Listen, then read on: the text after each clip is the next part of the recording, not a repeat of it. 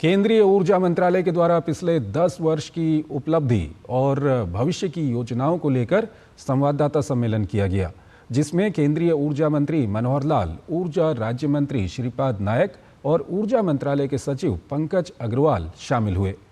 ऊर्जा मंत्रालय की 10 साल की उपलब्धियों को लेकर देखिए निशांत राय की ये खास रिपोर्ट। देश में हर घर बिजली पहुंचाने के लिए ऊर्जा मंत्रालय के द्वारा पिछले 10 वर्षों में कई कार्य योजनाओं की शुरुआत की गई है। हर घर बिजली पहुंचाने के लिए पीएम सौभाग्य योजना के तहत अक्टूबर 2017 से मार्च 2022 के बीच 2,86,00,000 परिवारों को जोड़ा गया, जो अब तक बिजली की सुविधा से वंचित थे।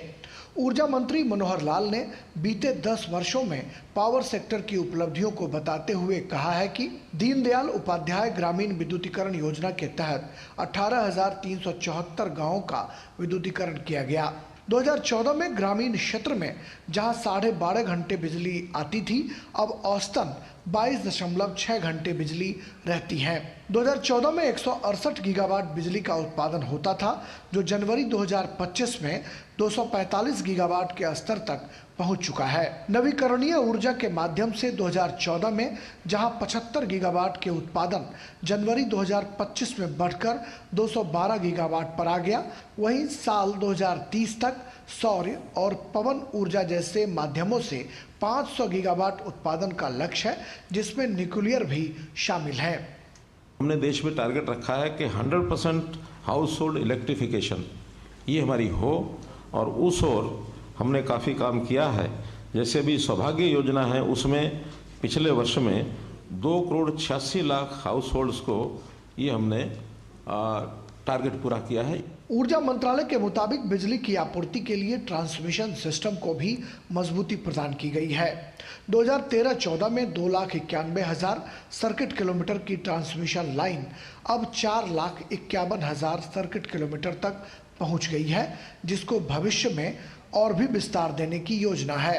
केंद्रीय मंत्री मनोहर लाल ने बताया कि भारत अब एक पावर सरप्लस देश बनने की राह पर है और हम पड़ोसी मुल्कों भूटान, बांग्लादेश, नेपाल से विद्युत का कारोबार कर रहे हैं। इसका विस्तार अब समुद्री रास्ते से सऊदी अरब, श्रीलंका, यूएई तक पहुंचने का है। अब हम सरप्लस एनर्जी स्टेट कंट्री, जो डेफिसिट पावर कंट्री था, वो सरप्लस पावर कंट्री, ये अब हम कहलाने के लिए आगे बढ़ रहे हैं। बीते बजट में भी पावर सेक्टर पर काफी ध्यान दिया गया है, जिसमें सरकार का फोकस अब न्यूक्लियर पावर पर है। हर घर बिजली की डिमांड और बिजली की बढ़ती मांग को देखकर ऊर्जा मंत्रालय द्वारा क्रमवार योजना बनाई गई है, जिसके चलते 2030 तक फॉसिल फ्यूल का टारगेट 270 गीगावाट रखा है और नॉन फॉसिल फ्यूल का टारगेट 500 गीगावाट रखा है। इसके पीछे ऊर्जा मंत्रालय का तर्क ये है कि नॉन फॉसिल फ्यूल को बढ़ावा देने से जहां पर्यावरण प्रदूषण में कमी आएगी, वहीं लोगों को आर्थिक बचत भी होगी। कैमरा पर्सन आशीष के साथ निशांत राय, डीडी न्यूज़, दिल्ली। भारतीय वाणिज्य एवं उद्योग महासंघ फिक्की ने